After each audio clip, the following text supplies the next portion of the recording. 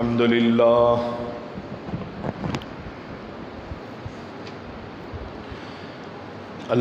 لله نحمده ونستعينه ونستغفره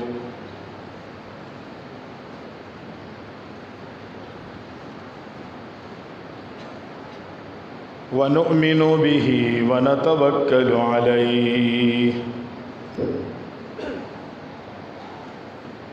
ونعوذ بالله من شرور أنفسنا ومن سيئات أعمالنا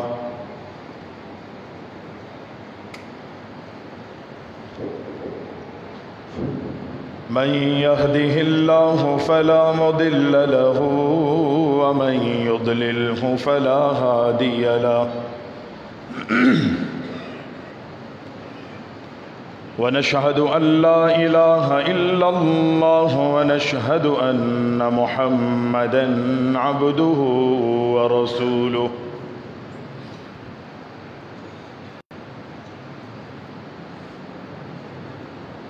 أما بعد فإن خير الحديث كتاب الله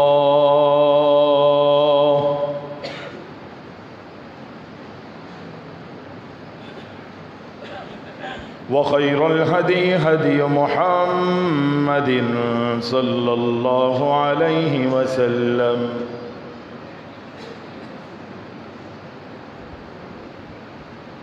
وشر الأمور محدثاتها وكل محدثة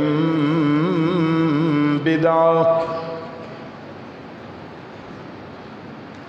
وكل بدعة ضلالة وكل ضلالة في النار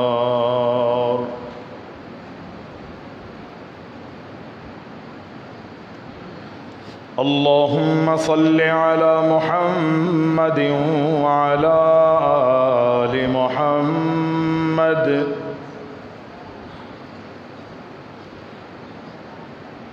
كما صليت على إبراهيم وعلى آل إبراهيم إنك حميد مجيد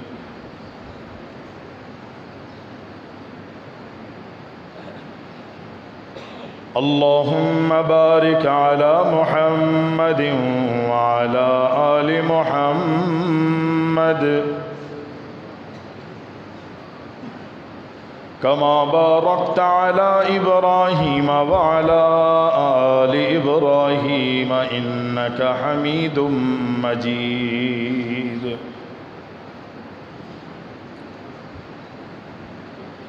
اللهم انفعنا بما علمتنا وعلمنا ما ينفعنا وزدنا علما سبحانك لا علم لنا إلا ما علمتنا إنك أنت العليم الحكيم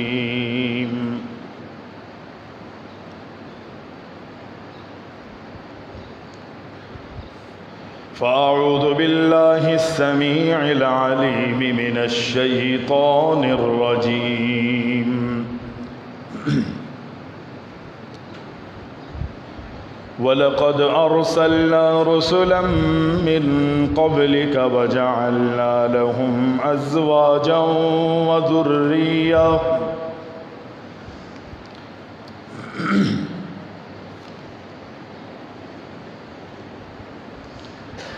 تمام تعریفیں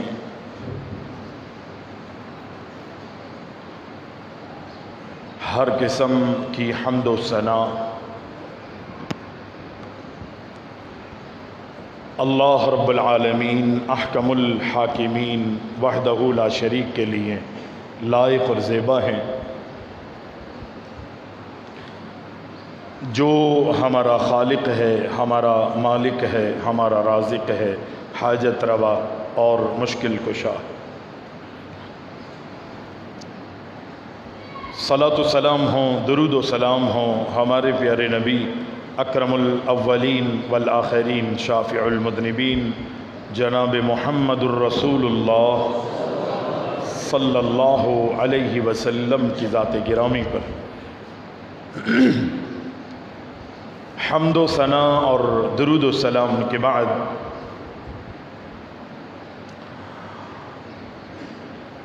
قرآن مجید کی ایک آیت کا کچھ حصہ آپ کے سامنے تلاوت کیا ہے۔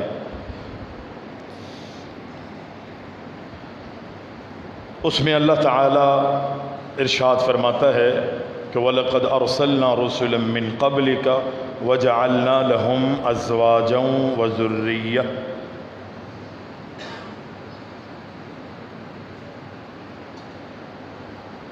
اے ہمارے پیارے نبی، ہم نے آپ سے قبل جتنے بھی رسول، جتنے بھی نبی اور جتنے بھی پیغمبر دنیا میں مبعوث فرمائے ہیں، ہم نے ان رسولوں کو ازدواجی زندگیوں میں منسلک کیا ہے اور بیویاں ہی نہیں عطا کی ان کو، بلکہ ہم نے ان کو اولادوں سے بھی نوازا ہے۔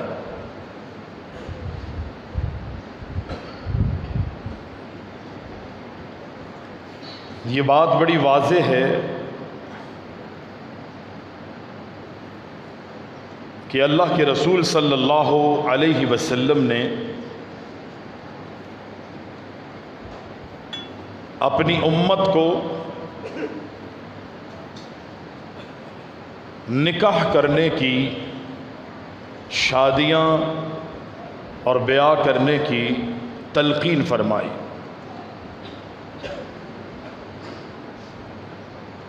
نبی علیہ السلام کے اپنے بھی کئی نکاح تھے، کئی شادیاں کی آپ نے، اور صحابہ کرام رضوان اللہ علیہم اجمعین کے احوال اگر ہم دیکھتے ہیں، حالات ہم دیکھتے ہیں، صحابہ کرام میں اگر دولت مند صحابہ تھے یا غریب صحابہ تھے، اعلیٰ قبیلوں سے تعلق رکھنے والے صحابہ یا کسی ایسے قبیلے سے تعلق رکھتے ہوں کہ جو غیر معروف قبیلہ ہو، رنگت میں کسی بھی طرح کے ہوں، صحابہ کرام کی زندگیوں اور ان کے احوال کو ہم دیکھیں گے تو صحابہ کرام میں کوئی بھی ایسا ہمیں نظر نہیں آئے گا کہ جو غیر شادی شدہ ملے۔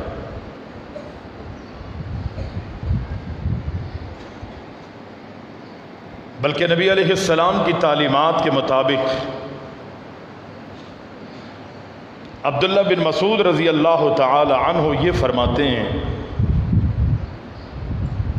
عبداللہ بن مسعود شادی شدہ تھے،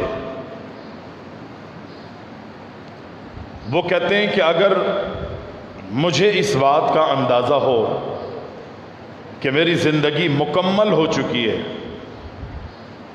اور میری موت میں صرف 10 دن باقی ہیں اور 10 دن کے بعد مجھے مر جانا ہے، دنیا چھوڑ کے میں چلا جاؤں گا، اور ان 10 دنوں میں میرے پاس میری بیوی نہ ہو تو میں ان 10 دنوں کے لیے بھی اکیلے پن کی زندگی کو پسند نہیں کروں گا، بلکہ ان 10 دنوں کے لیے بھی نکاح کروں گا اور شادی کروں گا۔ اتنا ناپسند کیا ہے اکیلی زندگی کو۔ حضرت عمر فاروق رضی اللہ تعالی عنہ بڑے جلیل القدر صحابی ہیں، اللہ نے ان کو ایک نام دیا۔ عمر فاروق رضی اللہ تعالی عنہ فرماتے ہیں، شادیوں کی تلقین کرتے ہیں، اپنی رعایا کو، خلیفہ ہیں، وقت کے بڑے ہیں، لوگوں کو شادی کرنے کی تلقین فرماتے ہیں، نکاح کرنے کا حکم دیتے ہیں، اور یہ بات کہتے ہیں کسی بھی انسان کو نکاح کرنے سے کوئی چیز نہیں روکتی مگر 2 چیزیں۔ اس میں سے پہلی یہ کہ یا تو انسان جسمانی طور پر کمزور ہو، شادی کرنے کے قابل اور شادی کرنے کے لائق نہ ہو، انسان عین ممکن ہے اس وجہ سے وہ شادی نہ کر سکے، پہلی چیز۔ اور دوسری چیز وہ یہ کہتے ہیں کہ انسان کو اگر کوئی چیز شادی سے روکتی ہے تو وہ انسان کا اپنا نفس ہے جو گناہ پر مشتمل کام کرنے میں لگا ہوا ہے، یعنی فسق و فجور، اور بلکہ اس سے بڑھ کر زنا انسان کو نکاح سے روکتا ہے، وگرنہ کوئی دوسری چیز انسان کو، مومن کو، نکاح سے نہیں روک سکتی۔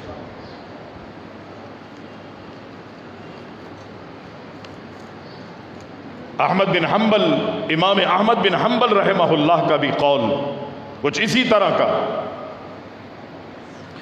کہ اسلام نے ہمیں نکاح کی دعوت دی ہے، نکاح کی تلقین کی ہے، شادی کا حکم کیا۔ اگر کوئی شخص شادی نہیں کرتا یا شادی سے منع کرتا ہے، روکتا ہے یا رکتا ہے، تو وہ اسلام کی دعوت نہیں دیتا بلکہ غیر اسلام کی دعوت دیتا ہے۔ اسلام سے ہٹ کر اس کی سوچیں ہیں، اس کے معاملات ہیں۔ اور اللہ کے رسول صلی اللہ علیہ وسلم کا بڑا معروف پیغام ہے اپنی امت کے لیے، اپنے لوگوں کے لیے۔ اللہ کے رسول علیہ السلام فرماتے ہیں کہ یا معاشر الشباب، اے میری امت کے جوانوں، اے میری امت کے لوگوں، من استطاع منکم الباءۃ فلیتزوج۔ نبی علیہ السلام فرماتے ہیں نوجوانوں، اگر تم میں شادی کی قوت ہے، طاقت ہے، بلوغت کی عمر کو پہنچ گئے ہو، اور اسباب بھی ہیں، وسائل بھی ہیں، آسانیاں بھی ہیں، کوئی مشکل نہیں، تو نبی علیہ السلام فرماتے ہیں کہ میری امت کے جوانوں، میں تمہیں حکم دیتا ہوں کہ تم شادیاں کرو۔ کس لیے؟ پھر اس کے فائدے بیان کرتے ہیں اللہ کے رسول صلی اللہ علیہ وسلم۔ اس لیے شادیاں کرو، اس لیے نکاح کرو، اپنے آپ کو اس لیے ازدواجی زندگیوں میں منسلک کرو۔ جب انسان شادی کرتا ہے تو فَإِنَّهُ أَغَضُّ لِلْبَصَرِ، یہ شادی، یہ بیاہ، یہ نکاح انسان کی نظروں کی اور انسان کی نگاہوں کی حفاظت کرتا ہے۔ انسان کی یہ نکاح جو ہے انسان کی نگاہوں کی حفاظت کرتا ہے۔ یہ شادی انسان کی نظروں کی حفاظت کرتی ہے۔ اور پھر اللہ کے رسول صلی اللہ علیہ وسلم فرماتے ہیں یہ شادی، بیاہ، یہ نکاح، یہ رخصتیاں، یہ ازدواجی زندگیاں، یہ انسان کی نگاہوں کی ہی حفاظت نہیں کرتی، بلکہ اللہ کے نبی کائنات کے امام محمد الرسول اللہ صلی اللہ علیہ وسلم فرماتے ہیں یہ انسان کی عزت اور انسان کی عظمتوں کی بھی حفاظت، عصمتوں کی بھی حفاظت کرتی۔ انسان کی عزت کی بھی حفاظت ہوتی ہے، انسان کی عصمت کی بھی حفاظت ہوتی ہے۔ پھر اللہ کے رسول علیہ السلام اسی حدیث میں جو بخاری میں، مسلم میں یہ روایت موجود ہے، نبی علیہ السلام فرماتے ہیں اگر کسی کی استطاعت نہیں ہے کہ وہ شادی نہیں کر سکتا، حالات اجازت نہیں دے رہے، وسائل نہیں ہیں، وسائل ہیں لیکن شادی اس کی نہیں ہو پا رہی کسی وجہ سے، تو نبی علیہ السلام فرماتے ہیں فَعَلَيْهِ بِالصَّوْمِ، اسے چاہیے کہ وہ گناہ سے بچنے کے لیے، اللہ کی ناراضگی اور اللہ کی بغاوتوں سے بچنے کے لیے، اپنی نظروں کی حفاظت کے لیے، اپنی عزت اور اپنی عصمت کو محفوظ کرنے کے لیے فَعَلَيْهِ بِالصَّوْمِ، اللہ کے نبی علیہ السلام فرماتے ہیں اسے چاہیے کہ وہ روزہ رکھے، وہ روزے رکھے، اس لیے کہ فَإِنَّهُ لَهُ وِجَاءٌ، جب انسان روزے رکھتا ہے تو انسان کی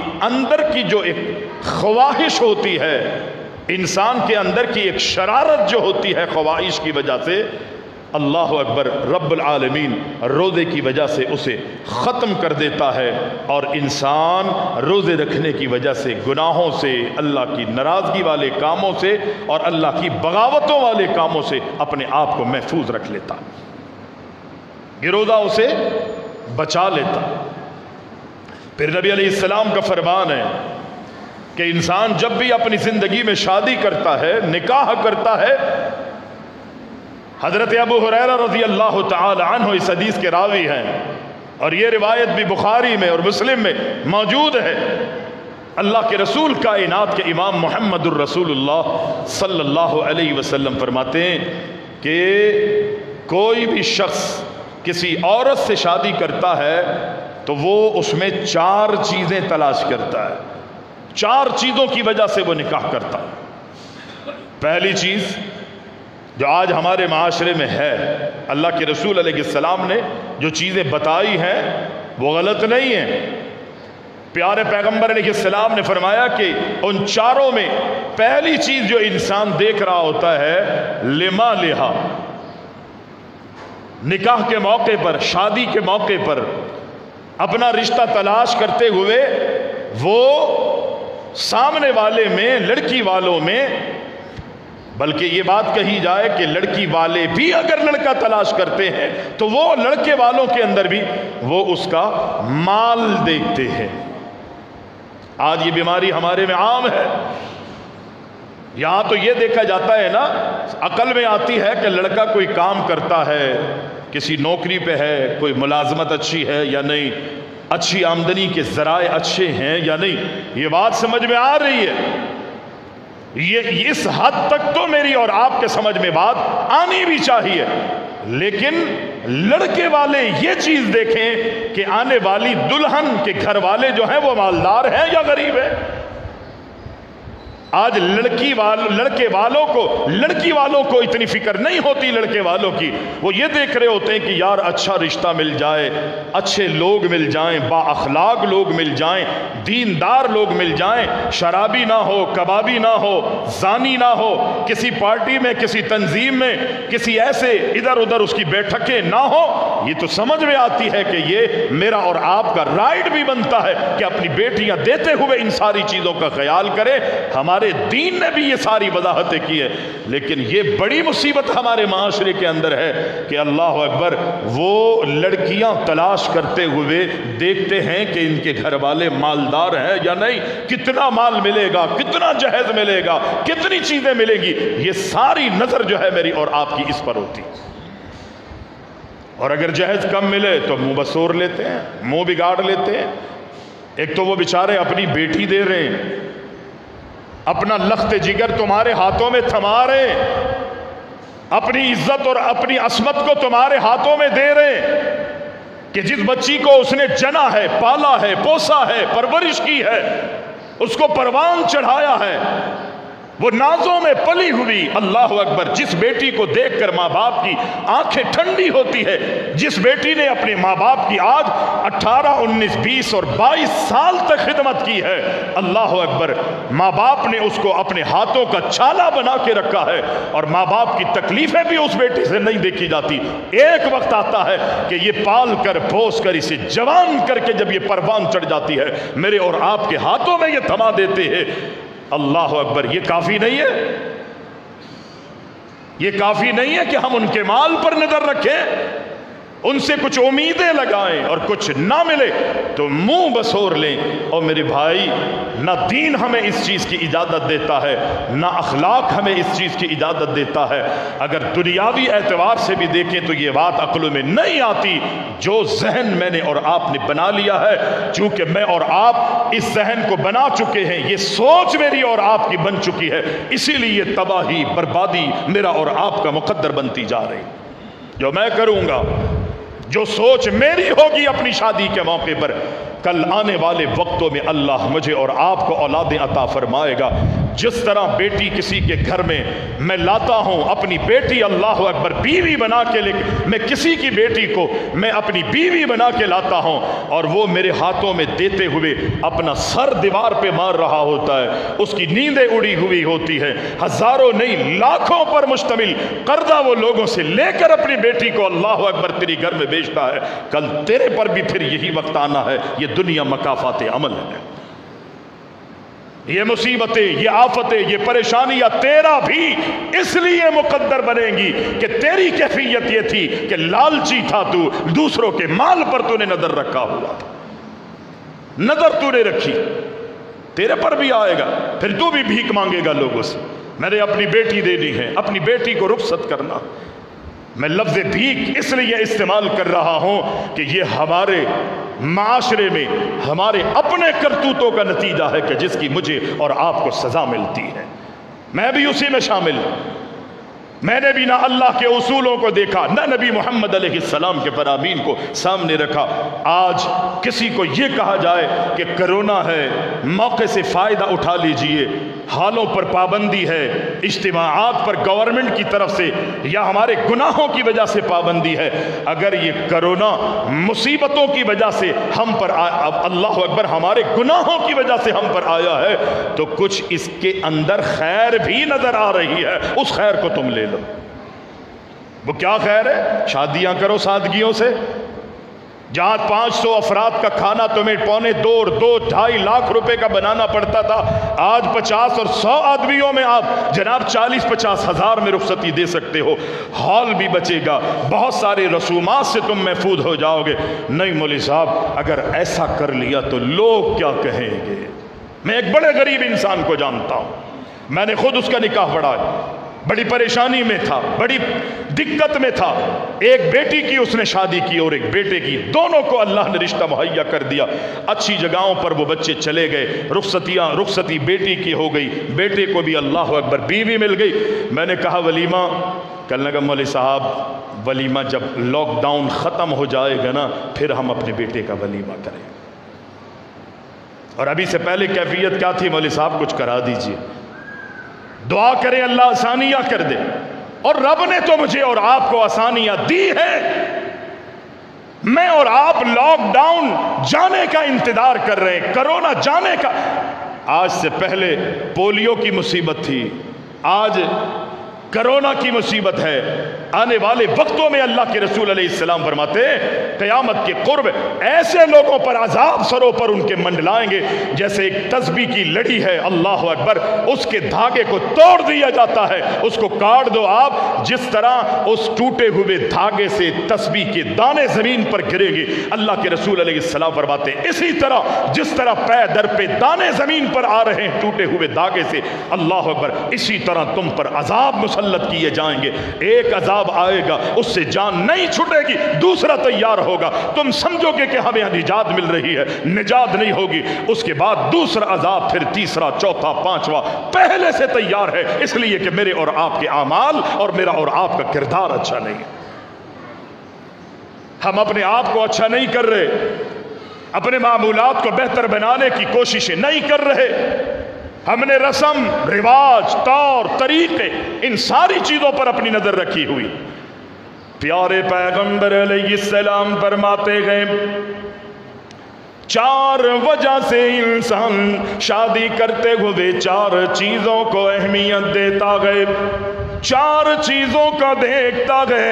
या तो जहां वो निकाह करना चाहता है वो उसके माल पर नजर रखता है, वली हसबिहा, उसका हसब, उसका नसब, उसका खानदान और कबीले पर नजर रखते हुए वो शादी भी और निकाह करने का इरादा करता है। अल्लाह के नबी फरमाते हैं या तीसरी चीज निकाह करते हुए वो ये देख रहा होता है, वली जमालिहा, मैं जहां शादी कर रहा हूं, जहां मैं शादी कर रही हूं ये खूबसूरत भी है या नहीं, उसके जमाल पर, उसके हुस्न और उसके कमाल की वजह से शादी करता है। प्यारे पैगंबर फरमाते हैं चौथी चीज ये देखी जाती है, वली दीनिहा, इसका दीन क्या है, इसका मजहब क्या है, इसके तौर तरीके किस انداز پر ہیں. اللہ اکبر. اللہ کے نبی کائنات کا امام فرماتے ہیں ان چار چیزوں کو دیکھا جاتا ہے،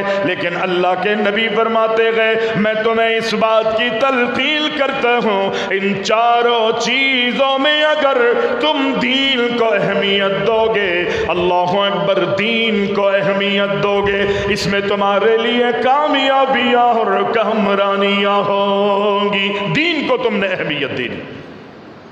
آج ہم یہ تینوں چیزیں دیکھتے ہیں، مال، اس کا حسب نسب، اس کی خوبصورتی کو، ان تینوں چیزوں کو دیکھتے ہیں، دین کو ہم اہمیت نہیں دیتے.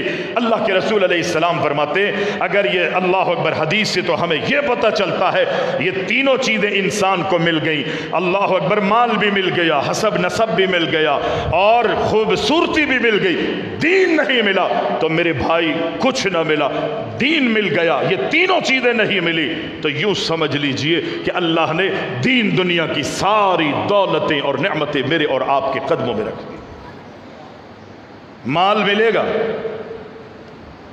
مال اگر مل گیا تو مال ملنے کے بعد اکثر و بیشتر لوگ گمراہ ہو جاتے، گناہوں میں ملوث ہو جاتے ہیں. آپ دیکھیے نا، کسی سے پوچھیں آپ کے گھر میں فریج ہے، ارے مولوی صاحب کرائے پہ رہتے ہیں، کہاں فریج لا سکتے ہیں؟ ٹی وی نہیں، توبہ توبہ توبہ، غریب آدمی، ٹی وی کا کیا کام؟ تھوڑا سا مال آتا ہے، تنخواہ بڑھتی ہے، اس کو بچوں کی فکر نہیں ہوتی، بچوں کی وضاقتہ کی فکر نہیں ہوتی، بچوں کی صحت اور عافیت کی اسے فکر نہیں ہوتی.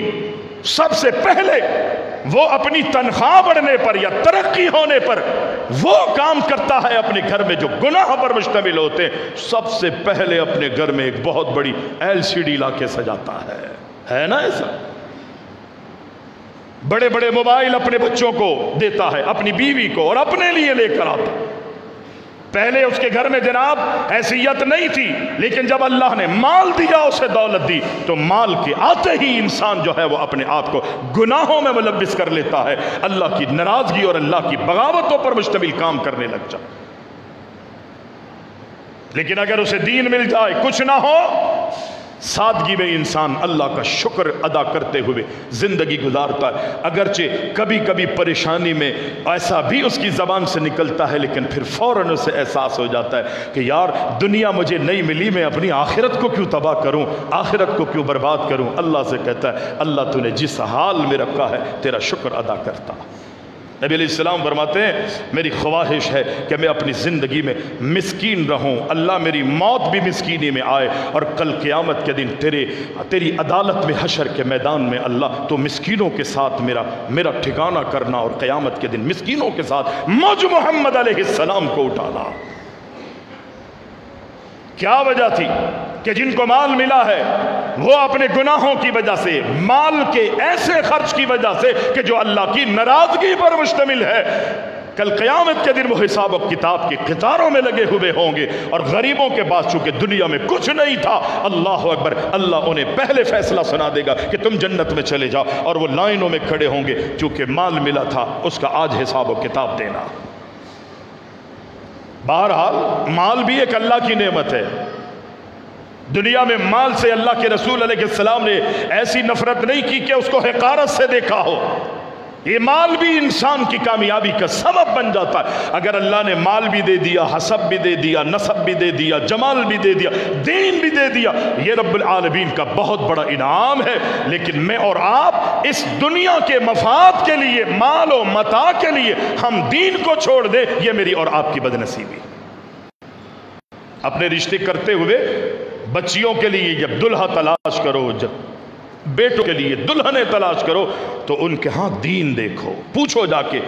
ہم لوگ جاتے ہیں ساری چیزیں چیک کرتے ہیں، یہ بھی چیک کرتے ہیں بسا اوقات کہ جی گٹکا تو نہیں کھاتا، کہیں غلط بیٹھک تو نہیں ہے، اس کی فیکٹری، اس کی ملز اور اس کی دکانوں میں جاتے ہیں جہاں وہ کام کرتا ہے یا اس کی اپنی دکانیں، وہاں جا کے خاموشی سے چوری چوری حالات کا جائزہ لیتے ہیں کہ کسی الٹی حرکت میں تو نہیں ہے۔ اللہ اکبر، جب ہم مطمئن ہو جاتے ہیں پھر اپنی بیٹیوں کا ہاتھ اس کے ہاتھوں میں تھماتے ہیں، اس کے ہاتھ میں تھماتے ہیں۔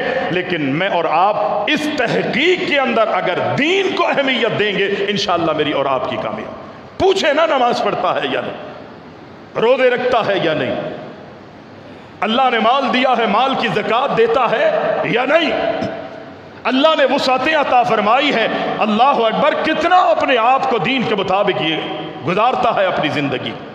فجر کی نماز میں ہوتا ہے جائیں جس علاقے میں رہتا ہے اس دن فجر کی نماز اس کی مسجد میں، اس کے علاقے کی مسجد میں پڑھے، اور پڑھنا آپ کا رائٹ بنتا ہے۔ اللہ اکبر، آپ ان کو پتہ لگے کہ یہ آپ کی تحقیق کے لیے آئے ہیں، بجائے اس کے کہ غیروں کو بھیجیں اور معلومات کریں اس کی فیکٹری میں، اس کے کارخانوں میں جہاں وہ ملازمت کرتا ہے، بلکہ آپ اس کی مسجد میں جا کے فجر کی نماز میں 1 مرتبہ نہیں 2 مرتبہ 3 مرتبہ 10 مرتبہ فجر کی نماز میں جا کے دیکھیں کہ وہ بچہ نماز میں مسجد میں فجر میں آتا ہے یا نہیں۔ مصیبت یہ ہے کہ جب میں نماز پڑھوں گا فجر کی تبھی تو میں چیک کروں گا نا اسے مسجد میں جا کے، میں ہی نماز نہیں پڑھتا، میں نے اپنے آپ کو دین سے دور رکھا ہوا ہے، تو پھر رشتے بھی اسی طرح ملیں گے کہ جس طرح میں اور آپ اپنے آپ کو بنا چکے۔ دین دیکھیے، نبی علیہ السلام نے صحابہ کے رشتے کیے، دین کو اہمیت دی، ہمارے اسلاف نے رشتے کیے، دین کو اہمیتیں دی۔ پیارے پیغمبر علیہ السلام فرماتے ہیں الدنیا متاع وخیر متاع الدنیا المرأة الصالحہ، یہ دنیا پوری کی پوری فائدے کی جگہ ہے، جتنا ہو سکے اس دنیا سے آخرت کے لیے فائدہ جمع کر لو۔ اللہ اکبر، آخرت کے لیے کچھ کما لو، آخرت کے لیے کچھ اکٹھا کر لو۔ اللہ کے نبی فرماتے ہیں یہ دنیا فائدے کی جگہ ہے، کمانے کی جگہ ہے، وخیر متاع دنیا المرأة الصالحہ، اس دنیا میں سب سے زیادہ فائدے والی چیز اگر کوئی ہے، فرمایا المرأة الصالحہ، نیک عورت بہترین تمہارے لیے رب نے سرمایہ بنایا ہے، نیک عورت کو اللہ نے تمہارے لیے سرمایہ بنایا۔ ہم یہ چاہتے ہیں کہ ہماری عورت نیک ہو جائے، مرد نیک ہونے کا نام ہی نہیں لے رہا۔ ہاں میری بیوی ماشاءاللہ تہجد میں اٹھتی ہے اور میں فرض بھی نہیں پڑھتا۔ کتنے گھروں کے حالات ایسے ہیں، گھر میں عورتیں بیویاں نمازیں پڑھ رہی ہیں، ہماری خواہش ہے کہ نیک ہو جائے۔ کتنے گھروں کے احوال یہ دیکھے جاتے ہیں کہ جب وہ دنیا میں کوئی کام کرنا چاہتے ہیں، وہ آتے ہیں کہ جی مولوی صاحب یہ کام کرنا چاہتے ہیں، اللہ کے نبی کی سنت ہے، بتایا جاتا ہے اللہ کے رسول کی سنت ہے، کسی کام کرنے سے پہلے استخارہ کر لو۔ ہاں مولوی صاحب بالکل صحیح فرما رہے ہیں آپ، استخارہ کریں گے، اور جا کے سیدھا یہ استخارہ بھی اپنی بیوی کے سر پہ ڈال دیتا ہے کہ جی مولوی صاحب نے استخارہ بتایا، بیوی استخارہ کیے بغیر ہم یہ کام نہیں کریں، تو ٹھیک ہے، وہ بھی کہتی ہے حضرت سرتاج استخارہ کیجئے، نہیں تم کر لو۔ جو اپنے گھروں میں اپنے بچوں کے فیصلے کرتے ہوئے اپنے بچوں کے حق میں استخارے نہیں کر سکے، ان سے کیا امیدیں رکھی جا سکتی ہیں؟ بیویاں نیک چاہتے ہیں، خود نیک ہونا نہیں چاہتے، اسی لیے اللہ کے رسول علیہ السلام فرماتے ہیں ٹھیک ہے انسان میں کمزوریاں ہوتی ہے، لیکن دنیا کا بہترین سرمایہ اگر تمہارے لیے کوئی چیز ہے تو المرأة الصالحہ، نیک عورت کو اللہ نے تمہارے لیے سرمایہ بنایا ہے، دنیا کی بہترین چیز ہے یہ۔ نیک رشتے تلاش کرو، اچھے رشتے تلاش کرو۔ پیارے پیغمبر علیہ السلام فرماتے ہیں ایسے جگہوں پر شادیاں کرو، نکاح کرو۔ اللہ کے رسول فرماتے ہیں تزوج الودود الولود، اللہ کے نبی علیہ السلام فرماتے ہیں ایسی عورتوں سے شادیاں کرو جو محبت کرنے والی عورتیں، میرا جسم میری مرضی والی نہیں، ہماری مرضی آئے گی تو ملیں گے، نہیں مرضی آئے گی تو نہیں ملیں گے، ہماری مرضیاں ہیں، جتنے بچے جننا چاہیں گی ہم جنیں گے۔ نبی علیہ السلام فرماتے ودود الولود، اللہ کے رسول فرماتے ہیں ایسی عورتوں سے شادیاں کرو کہ جو محبت، شوہروں سے محبت کرنے والی ہو، شوہروں سے محبت کرنے والی۔ ولود، زیادہ بچے جن کے ہاں جن خاندانوں میں ہوتے ہو تم ان خاندانوں کو ترجیح دو۔ اللہ اکبر۔ اس لیے کہ اللہ کے رسول علیہ السلام فرماتے ہیں فَإِنِّي مُكَاثِرٌ بِكُمُ الْأُمَمْ، اگر تم اپنے ہاں زیادہ بچے پیدا کرو گے، اللہ کے رسول علیہ السلام فرماتے ہیں کل قیامت کے دن میں اپنی امت کی کثرت پر قیامت کے دن اللہ مجھے اعزاز عطا فرمائے گا، اور میری امت میں اضافے کا سبب کون بنے گا؟ تم۔ آج کہتے ہیں جی 2 ہی بچے اچھے ہیں، 2 میں سے ایک مر گیا، آپریشن بیوی کا اس نے پہلے ہی کرا دیا تھا، بیڑا غرق کر چکا تھا، دونوں کسی حادثے کا شکار ہو گئے، اب سر پکڑ کے بیٹھ گیا، بڑھاپے میں صرف کھانس رہا ہے، اور دوسرا میں نام نہیں لوں گا وہ کیا کر رہا ہے، بس اس کی یہ حیثیت ہے، یہ حالت اس کی ہو جائے۔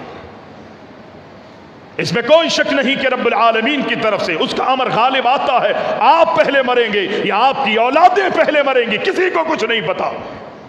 لیکن اللہ کے رسول کی یہ تعلیم نہیں ہے کہ 2 ہی بچے اچھے ہو، جتنے بچے ہوں گے قیامت کے دن اللہ کے رسول علیہ السلام فرماتے میں اپنی امت کی کثرت کی وجہ سے اللہ مجھے اعزاز قیامت کے دن عطا فرمائے گا۔ یہ امت کثرت میں مبتلا ہے۔ خانے کے پنکھے چلاؤ بھائی، میں اپنی امت کی کثرت کے اوپر جو ہے قیامت کے دن فخر کروں۔ آج میں اور آپ سبب بن سکتے ہیں، ہم یہ کہتے رہیں کہ جی 2 ہی بچے اچھے، 2 ہی بچے اچھے، حالات تو کچھ ایسے ہی بتا رہے ہیں کہ ہمیں اور آپ کو 2 ہی بچوں کی طرف لے جائے۔ پہلے کہتے ہیں پولیو کے ٹیکے تھے، کیا تھا کیوں تھا ہمیں نہیں معلوم، اور اب کرونا کے ٹیکے لگوا رہے ہیں۔ پہلے سننے میں آیا تھا ویکسین لگے گی، 1 انجیکشن لگے گا، ابھی وہ ٹیلی فون اٹھاؤ تو کہتے ہیں جس نے 1 لگوا لیا ہے اب وہ دوسرا لگوا لے جا کے۔ ان مصیبتوں میں آپ کو ڈالا جائے گا، آپ دنیا کے پابند ہوں گے، آپ دنیا کے پابند ہوں گے۔ دکھایا نہ کسی نے کہ لاک ڈاؤن کے اندر ساری دکانیں بند ہے، بازار بند ہے، پیسے دے کر شادی ہال کھولنے کی اجازتیں دی جا رہی ہے، اللہ اکبر، پیسے دے کے اور لوگوں کو بھتہ دے۔ کتنی ویڈیوز آج سوشل میڈیا پر موجود ہے کہ جناب پوری گلیاں، پورے بازار اور ہوٹل، حلال چیزیں جہاں پر ملتی ہے وہ ساری جگہیں بند ہے، شراب جو ہے وہ سر عام بیچی جا رہی ہے۔ یہاں لاک ڈاؤن نہیں ہے، یہاں پر کرونا نہیں ہے، BCO نہیں، سینکڑوں لوگوں کا رش جو ہے وہ وہاں پر لگا ہوا، شراب سر عام بک رہی ہے، باہر موبائلز بھی کھڑی ہیں، باہر اللہ اکبر ہمارے ذمہ دار لوگ اور ہماری انتظامیہ بھی کھڑی ہے ان کی نگرانی کے اندر۔ یہاں سے میں نے خود دیکھا ہے اللہ کی قسم، اور ویڈیوز بھی آپ سوشل میڈیا پہ اٹھا کے دیکھیں گے، اس کو کوئی جھٹلا نہیں سکتا۔ یہاں پر دکان سے وہ شراب کی بوتل لے کے جاتا ہے، ابھی چند قدم آگے انڈر بائی پاس سے باہر نکلتا ہے یا وہ ادھر گزرتا ہے، پہلے سے اس کو اطلاع مل جاتی ہے، جو آگے بندے کھڑے وہ اس کو روک لیتے ہیں، روکو روکو روکو، کیا لے کے جا رہا؟ شراب؟ ارے ظالم، اس کو روکنے کی بجا وہ دکانوں پر، ان کارخانوں پر پابندیاں لگاؤ جہاں سے اللہ اکبر ان معصوموں کو خراب کیا جا رہا ہے۔ ابھی ایک نئی میں نے ویڈیو دیکھی جناب، شراب جو ہے وہ عام کھلی اور اس نے کہا کہ جی لاک ڈاؤن لگا ہوا ہے، شراب کا دھندا چل رہا ہے، جہاں حلال چیزیں ملتی ہے ان جگہوں کو، ان دکانوں کو، ان کارخانوں کو بند کیا گیا۔ یہی تو سازش ہے غیر مسلم کی کہ ان کو تباہ کیا جائے، ان کی معیشت کو برباد کیا جائے، ان کو زنا، ان کو شراب، اللہ کی ناراضگی اور اللہ کی بغاوتوں پر مشتمل کام کی طرف ان کو، شادیوں کو مشکل کر دیا گیا، زنا جو ہے وہ آپ کے لیے آسان کر دیا۔ کل ہی ایک صاحب نے مجھے ایک ویڈیو بھیجی کہ جی بہت بڑے سیاستدان اور سابقہ وزیر اعظم کا بیٹا جو ہے وہ مساج سینٹر کے اندر پکڑا گیا ہے، اس کو جناب اٹھا کے موبائل جو ہے وہ لے جا رہی ہے۔ اچھی بات ہے، آپ کو سلام کرتے ہیں کہ آپ نے چھاپے مارے ہیں ایسی جگہوں پر آپ نے، لیکن آج سے کئی مہینوں اور کئی سالوں پہلے لکھا ہوا تھا کہ یہاں پر مساج کیا جاتا ہے، اس وقت آپ کو نظر نہیں آیا کہ ان مساج سینٹروں پر تالے لگائے جائیں، ان پر پابندیاں لگائی جائیں، شراب خانوں کو لائسنس جو دیا جا رہا ہے ہماری گورنمنٹ کی طرف سے ان کے لائسنس کو منسوخ کیا جائے، ان پہ پابندیاں لگانے کے بجائے آج ہماری اور جہاں پر جو بھی حکومت آتی، آج سے پہلے وہ بیچارہ کتنی مرتبہ مساج کرانے کے لیے گیا ہوگا، لیکن کچھ سیاسی مفاد کی وجہ سے اس کو پکڑ کے اندر ڈال دیا گیا اور میڈیا پر اس کو شو کر دیا گیا، دکھا دیا گیا۔ یہ ہے سابقہ حکمران، ان کی اولادیں۔ تو موجودہ کیا کر رہی ہیں؟ موجودہ بھی تو صرف تلاش کر رہی ہیں یہ اس طرف جائیں جو چیزیں ہم نے بنائی ہیں ہم ان کو بند کریں گے۔ ظالموں ان ٹھکانوں کو بند کرو جن جگہوں پر گناہ ہوتے ہیں، اللہ کی ناراضگی اور اللہ کی بغاوتوں پر مشتمل کام ہوتے ہیں، ان ٹھکانوں کو آگ لگایا جائے، ان جگہوں پر تالے لگائے جائیں، ان لائسنسوں کو منسوخ کیا جائے کہ جن کی وجہ سے وہ دیدہ دلیری کے ساتھ اللہ کی بغاوت پر مشتمل کام کر رہے ہوتے ہیں۔ ہماری شریعت نے یہ ساری چیزیں رکھی ہیں۔ پیارے پیغمبر علیہ السلام فرماتے ہیں ایسی عورتوں سے محبت کرو، شادیاں کرو کہ جو محبت کرنے والی عورتیں ہوں اور شوہروں سے محبت کرتی ہو۔ کسی نے کل ہی ایک لطیفہ سنایا، شاید یہ جگہ لطیفوں والی نہیں ہے۔ کسی بیوی نے کہا اپنے شوہر سے، آپ جو پہلے مجھ سے محبت کرتے تھے نا، شادی سے پہلے رومانس کرتے تھے، وہ اچھے الفاظ، وہ کلمات، وہ انداز، وہ ساری چیزیں اب آپ میں نظر نہیں آ رہی۔ بیوی شوہر کو کہتی، وہ کہتے ٹھیک ہے کوئی مسئلہ ہی نہیں ہے، یہ مسئلہ ہی نہیں ہے، چلو آج چلتے۔ لے گیا، اس نے گھمایا پھرایا، جناب اچھے ہوٹل میں کھانا کھلایا، اچھی جگہوں پہ اس نے آئس کریم کھلائی، بہت شاپنگ کرائی جناب، اس نے دبا کے شاپنگ کرا کے جب وہ سیر ہو گئی، ہاں بیوی خوش ہے نا؟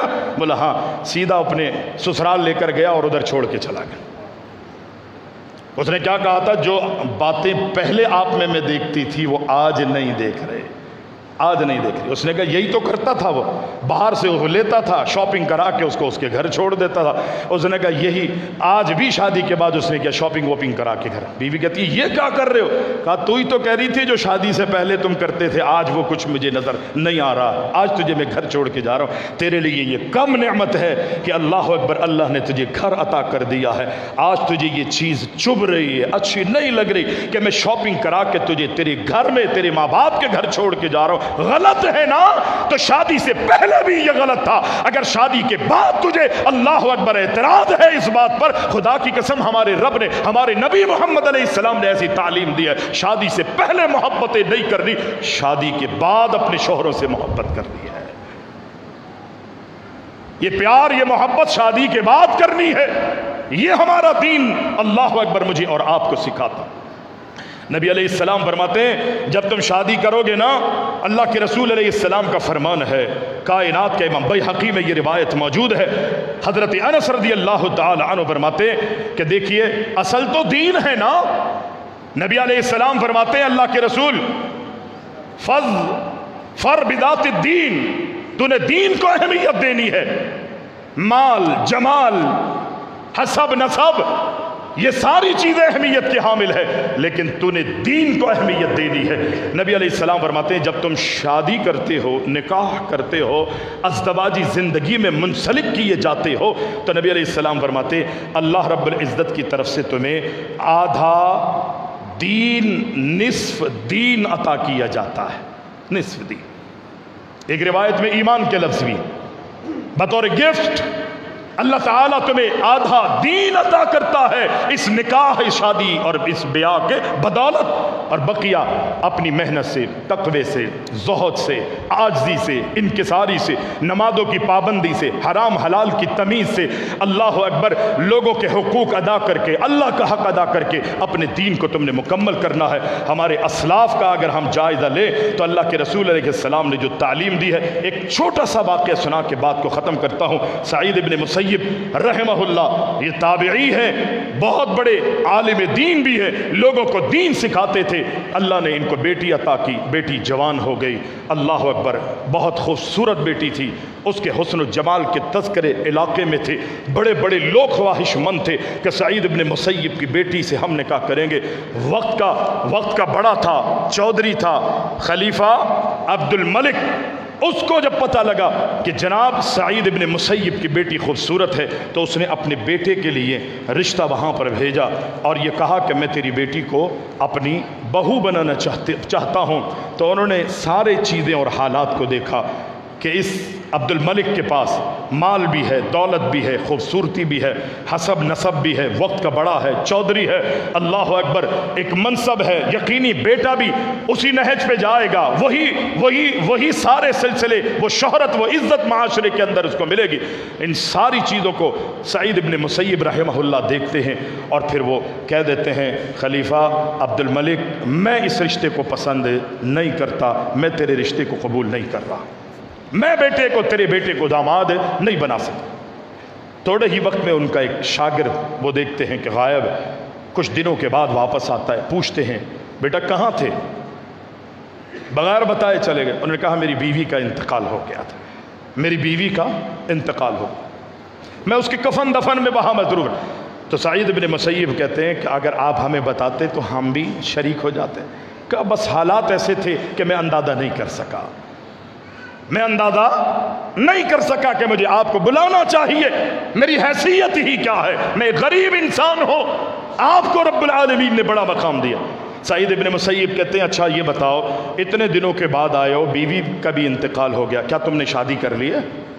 وہ کہتے ہیں ابھی نہیں کی، ظاہر ہے ابھی تو بیوی کا انتقال ہوا ہے، ابھی اتنی جلدی کہاں مجھے رشتہ ملے گا، وقت کے ساتھ ساتھ ممکن ہے اللہ تعالیٰ، اللہ اکبر، مجھے ازدواجی زندگی میں منسلک کر دے۔ کہا شادی کرنا چاہتے ہو؟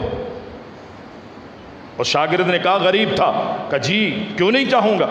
کہا ٹھیک ہے، چند آدمیوں کو مسجد ہی میں سے جمع کیا، جمع کرنے کے بعد کہا میں اپنی بیٹی آپ کو دینا چاہتا ہوں، قبول ہے؟ لڈو ملے اور نہ کھائے، بیر تو توڑنے پڑتے، پتھر مارنے پڑتے ہیں، یہاں بیر ہی خود آ جائے۔ انہوں نے کہا استاد محترم میرے لیے اس سے بڑھ کر کیا خوش نصیبی ہوگی، اللہ اکبر، کہ آپ کی بیٹی مجھے مل جائے، اللہ اکبر، آپ کی بیٹی کا نکاح مجھ سے ہو جائے۔ وہ تو ٹھیک ہے اگر تیار ہو تو وہ چند آدمیوں میں نکاح پڑھایا۔ ابھی یہ دوڑتے ہوئے اپنی ماں کو بھی ابھی خبر نہیں ہے، اپنی ماں کو خبر دیتے ہیں کہ میرا نکاح جو ہے وہ سعید ابن مسیب رحمہ اللہ نے اپنی بیٹی کے ساتھ میرا نکاح کر دیا ہے۔ ماں نے بھی کوئی اعتراض نہیں کیا، اللہ اکبر، اپنے رواج کے مطابق وہ اعلان کرتی ہے، چھت پہ چڑھ کے لوگوں کو جمع کرتی ہے کہ میرے بیٹے کا نکاح ہو چکا ہے، میں رخصتی کے لیے جانا چاہتی ہوں۔ ابھی وہ تیاری کر رہے تھے کہ بیٹی کو، اللہ اکبر، اپنی بہو کے بیٹے کے لیے، بہو کو اپنے بیٹے کے لیے کس طرح گھر میں لے کر آئے، وہی شایان شان ہونا چاہیے جو سعید ابن مسیب کی شان ہے۔ ابھی سوچ رہے تھے کہ اپنے گھر میں لائے۔ سعید ابن مسیب بھی روزے سے تھے، اللہ اکبر، اس شاگرد نے بھی روزہ رکھا ہوا تھا۔ روزہ کھلنے سے پہلے اپنی بیٹی کا ہاتھ پکڑا اور اپنی بیٹی کا ہاتھ پکڑ کے اپنے شاگرد کے دروازے پر جا کے دروازے کو دستک دیتے ہیں، پوچھتے ہیں اندر سے شاگرد کون؟ کہا سعید ابن مسیب۔ گھبرا کر وہ دروازہ کھولتے ہیں، وہ کہتے ہیں جس بیٹی کا میں نے تیرے سے نکاح پڑھایا تھا وہ بیٹی تیرے ہاتھوں میں دینے کے لیے آیا۔ خلیفہ کی طرف سے آفر آئی تھی، ٹھکرا دیا۔ کیوں؟ اس لیے کہ دنیا کی ایک ایک نعمت وہاں پر موجود تھی لیکن دین نہیں تھا۔ یہاں پر دین تھا، اگرچہ دنیا کی کوئی چیز موجود نہیں لیکن دین یہاں پر تھا۔ ہمارے اسلاف نے یہ عمل کیے، سادگیوں سے شادی کریے، بالکل سادگی، نہ دیکھے کہ فلاں ناراض ہو جائے گا۔ اللہ کے لیے جب کام کریں گے، اللہ اگر ناراض ہو گیا، دنیا والے اگر خوش ہوں تو پھر یقینی میری آپ کی تباہی بربادی ہے۔ دنیا والے بھی ناراض نہ ہوں، کوشش کریں، لیکن اللہ ناراض نہ ہو، اس کی میں نے اور آپ نے زیادہ کوشش کرنی ہے۔ اقول قولی ھذا استغفر اللہ لی ولکم۔